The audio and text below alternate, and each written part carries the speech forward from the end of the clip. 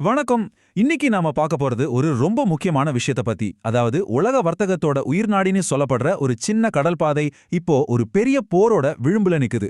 அதுதான் ஹார்முஸ் ஜலசந்தி. அங்க நாளுக்கு நாள் பதட்டம் அதிகமாகிட்டே இருக்கு. இது நம்ம உலக பொருளாதாரத்தையே பயமுறுத்துற ஒரு விஷயமா மாறி இருக்கு. சரி, அங்க நிஜமாவே என்னதான் நடக்குது? அது ஏன் நம்ம எல்லாரையும் பாதிக்க போகுது? வாங்க இத பத்தி கொஞ்சம் ஆழமா பார்க்கலாம். நீங்க செய்திகள்ல பார்த்திருப்பீங்க, ஒரு முற்றுகை, ஒரு கப்பலை பிடிச்சிட்டாங்க, பதட்டம் நீடிக்குதுன்னு. ஆனா இந்த ஹார்முஸ் ஜலசந்தியில உண்மையில என்னதான் நடந்துட்டு இருக்கு? இந்த தலைப்புச் செய்திகளுக்கு பின்னாடி இருக்கிற நிஜமான கதையையும் அதோட பின்னணியையும் தான் நாம இப்ப பார்க்க போறோம். சரி, இந்த பிரச்சனை இவ்ளோ பெருசா ஆனதுக்கு ஒரு முக்கியமான காரணம் இருக்கு. அது ஒரு ராணுவ நடவடிக்கை. இந்த முழு நெருக்கடியையும் அடுத்த கட்டத்துக்கு கொண்டு போன அந்த ஒரு சம்பவத்தை முதல்ல பார்ப்போம். சொல்லப்போனா கடலுக்கு நடுவுல ஒரு சினிமா காட்சி மாதிரி நடந்த ஒரு கப்பல் பறிமுதல் சம்பவம். வாங்க அங்கிருந்து ஆரம்பிக்கலாம். முதல்ல என்ன நடந்ததுன்னா, அமெரிக்கா ஹார்முஸ் ஜலசந்தியில ஒரு முற்றுகையை அறிவிச்சிருந்தாங்க. அதாவது ஈரானோட கப்பல்கள் எதுவும் அந்த வழியா போகக்கூடாதுன்னு தடுத்து நிறுத்திட்டு இருந்தாங்க. பல நாளா இதே நிலைமை தான். இப்படி ஒரு சூழல் இருக்குன்னு தெரிஞ்சும் ஈரான் என்ன பண்ணுச்சுன்னா, அமெரிக்கா என்ன பண்ணிடுவாங்கன்னு பார்க்கலாம் அப்படின்னு அவங்களோட தைரியத்தை சோதிக்க முடிவு பண்ணுச்சு. அதுக்காக டோக்கான்னு பேர் வச்ச ஒரு பெரிய எண்ணெய் டேங்கர் கப்பலை அந்த ஜலசந்தி வழியா அனுப்புனாங்க. அப்பதான் நிலைமை ரொம்பவே மோசமாக ஆரம்பிச்சது. அமெரிக்க படைகள் அந்த ஈரானிய கப்பலுக்கு விடாம எச்சரிக்கை கொடுத்துட்டே இருந்தாங்க. 1-2 தடவை இல்ல, கிட்டத்தட்ட 6 மணி நேரமா திரும்ப திரும்ப வார்னிங் போயிட்டே இருக்கு. ஆனா அந்த கப்பல் கொஞ்சம் கூட அசையல. எல்லா எச்சரிக்கையும் காதுல வாங்காம அது பாட்டுக்கு போய்கிட்டே இருந்துச்சு. 2 தரப்பும் இடையில பதட்டம் உச்சக்கட்டத்தை அடைஞ்சது. கடைசியா அமெரிக்காவோட பொறுமைக்கு ஒரு எல்லை வந்துச்சு. அதிரடி நடவடிக்கையில இறங்கிட்டாங்க. ஒரு மிலிட்டரி ஹெலிகாப்டர் அந்த கப்பலுக்கு மேல பறந்து வந்துச்சு. அதிலிருந்து கமாண்டோஸ் கயிறு மூலமா வேக வேகமா கப்பல்ல இறங்குனாங்க.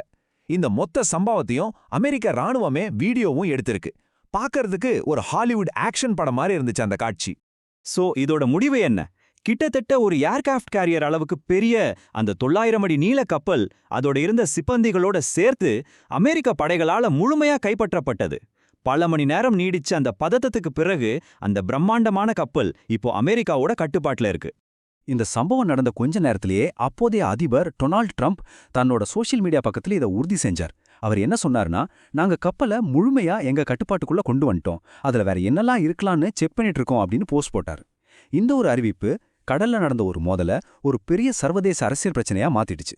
ஆனா கடல்ல இந்த மாதிரி நேரடி மோதல் நடக்கிறதுக்கு முன்னாடியே வார்த்தைகளால ஒரு பெரிய போர் நடந்துட்டு இருந்துச்சு.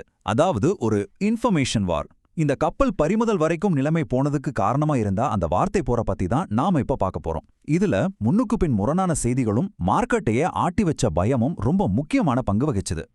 உதாரணத்துக்கு அதிபர் ட்ரம்ப் ஒரு பக்கம் என்ன சொன்னாருன்னா, ஹார்முஸ் ஜலசந்தி பிசினஸ்க்கு ஓப்பனா தான் இருக்கு, எந்த பிரச்சனையும் இல்லைன்னு அறிவிச்சார். ஆனா அதே நேரத்துல அங்க கடல்ல நிஜத்துல என்ன நடந்துச்சு? ஈரானிய படைகள் இந்திய மற்றும் ஐரோப்பிய கப்பல்கள் மேல துப்பாக்கிச்சூடு நடத்தினாங்க. அப்போ பாருங்க, ஒரு பக்கம் எல்லாம் நல்லா இருக்குன்னு ஒரு அறிக்கை வருது, இன்னொரு பக்கம் இப்படி ஒரு தாக்குதல் நடக்குது. அதிகாரப்பூர்வ அறிவிப்புக்கும் அங்கிருந்த நிஜமான ஆபத்துக்கும் மத்திய பெரிய வித்தியாசம் இருந்துச்சு. சரி, இந்த முரண்பாட்டை பத்தி பத்திரிகையாளர்கள் கேள்வி கேட்டாங்களா? ஆமான், கேட்டாங்க. ஆனா அதிபர் ட்ரம்ப் அதுக்கு எந்த பதிலும் சொல்லல. பதிலுக்கு கேள்வி கேட்ட அந்த பத்திரிகையாளரை பார்த்து நன்றின்னு சொல்லிட்டு அந்த பிரஸ் மீட்டிங்கையே அதோட முடிச்சிட்டாரு. இங்க தான் ஒரு ரொம்ப சீரியஸான குற்றச்சாட்டு எழுப்பப்படுது. அதாவது இந்த மாதிரி முன்னுக்கு பின் முரணான அறிவிப்புகள் வேணுனே பங்கு சந்தைகளை தங்களுக்கு சாதகமா மாத்துறதுக்காக வெளியிடப்படுதான்னு ஒரு கேள்வி வருது. எப்படின்னா, ஜலசந்தி திறந்திருக்குன்னு ஒரு நல்ல நியூஸ் வந்தா உடனே ஸ்டாக் மார்க்கெட் ஏறுது. அதே மாதிரி போர் வரப்போகுதுன்னு ஒரு கெட்ட நியூஸ் வந்தா மார்க்கெட் விழுது. இந்த ஏற்ற இறக்கம் நடக்க போகுதுன்னு முன்னாடியே தெரிஞ்ச ஒரு சிலர் கோடிக்கணக்கில் லாபம் பார்க்க முடியும். இது ஒரு வகையான இன்சைடர் ட்ரேடிங் அப்படின்னு பிபிசி கூட தன்னோட ரிப்போர்ட்ல கேள்வி எழுப்பியிருக்கு. அப்போ நீங்க புரிஞ்சிக்க வேண்டிய முக்கியமான விஷயம் என்னன்னா, இது ஏதோ 2 நாடுகளுக்கு இடையிலான ராணுவ பதற்றம் மட்டும் கிடையாது. இது ஒட்டுமொத்த உலக பொருளாதாரத்தோட அஸ்திவாரத்தையும் ஆட்டம் காண வைக்கிற ஒரு பெரிய பிரச்சனை. இந்த முற்றுகையால ஏற்பட்ட பொருளாதார பாதிப்பு எவ்வளோன்னு கேட்டா நீங்களே ஆச்சரியப்படுவீங்க. வெறும் 50 நாள்ல 600 மில்லியன் பேரல் கச்சா எண்ணெய் வர்த்தகம் நின்னு போச்சு. 600 மில்லியன் பேரல்னா சும்மா இல்ல, இது பல நாடுகளோட ஒரு வருஷத்துக்கான எண்ணெய் தேவையை விட அதிகம். யோசிச்சு பாருங்க, இது உலக பொருளாதாரத்துல எவ்வளோ பெரிய பாதிப்பை ஏற்படுத்தியிருக்கோன்னு. சரி, ஒரு சின்ன இடத்துல நடக்கிற பிரச்சனை எப்படி மொத்த உலக பொருளாதாரத்தையும் பாதிக்குது? இதை நாம புரிஞ்சுக்கணும்னா பெட்ரோ டாலர் அப்படின்னு ஒரு விஷயத்தை பத்தி தெரிஞ்சுக்கணும். இது ரொம்ப முக்கியமான ஒரு ஒப்பந்தம். கிட்டத்தட்ட 52 வருஷமா அமெரிக்காவுக்கும் சவுதி அரேபியாவுக்கும் நடுவுல ஒரு டீல் இருந்துச்சு. அதன்படி உலகத்துல யார் என்ன வாங்கினாலும் சரி வித்தாலும் சரி அதுக்கான பணத்தை அமெரிக்க டாலர்ல தான் கொடுக்கணும். இதனால தான் டாலர் உலகத்திலேயே ரொம்ப சக்தி வாய்ந்த ஒரு கரன்சியா மாறுச்சு. ஆனா அந்த வரலாற்று சிறப்புமிக்க ஒப்பந்தம் இப்போ அதாவது 2024ல காலாவதி ஆயிடுச்சு. டாலரோட ஆதிக்கம் கொஞ்சம் கொஞ்சமா குறைகிற இந்த நேரத்துல தான் ஹார்முஸ் பிரச்சனை ஒரு புது திருப்பத்தை கொண்டு வந்திருக்கு. அமெரிக்காவோட ஒரு முக்கியமான கூட்டாளி நாடான ஐக்கிய அரபு அமீரகம் அதாவது UAE அவங்களோட நீண்ட கால நட்பையே கேள்வி கேட்க ஆரம்பிச்சிட்டாங்க. அவங்க என்ன நினைக்கிறாங்கன்னா, அமெரிக்காவாலே எங்களுக்கு பாதுகாப்பு கொடுக்க முடியலனா நாங்க ஏன் டாலரை மட்டுமே நம்பிட்டு இருக்கணும்னு யோசிக்கிறாங்க. இதோட விளைவா அவங்க என்னைக்கு பதிலா சீனாவின் பணமான யுவானை வாங்கிக்கலாமா, ஏன் நம்ம நாட்டில் இருக்கிற அமெரிக்க ராணுவ தளங்களையே மூடிடலாமான்னு ரொம்ப தீவிரமா விவாதிக்கிறாங்க. இது அமெரிக்காவுக்கு ஒரு பெரிய பின்னடைவு. ஒரு பக்கம் ராணுவ மோதல், இன்னொரு பக்கம் பொருளாதார நெருக்கடி. இப்படி ஒரு சூழ்நிலையில ஒரு முழுமையான போரை தடுக்க ஒரே ஒரு வழிதான் இருந்துச்சு, அது பேச்சுவார்த்தை. சரி, அந்த கடைசி நம்பிக்கை என்ன ஆச்சு? வாங்க பார்க்கலாம். அந்த கடைசி நம்பிக்கையா பாகிஸ்தான்ல ஒரு சமாதான பேச்சுவார்த்தைக்கு ஏற்பாடு செஞ்சாங்க.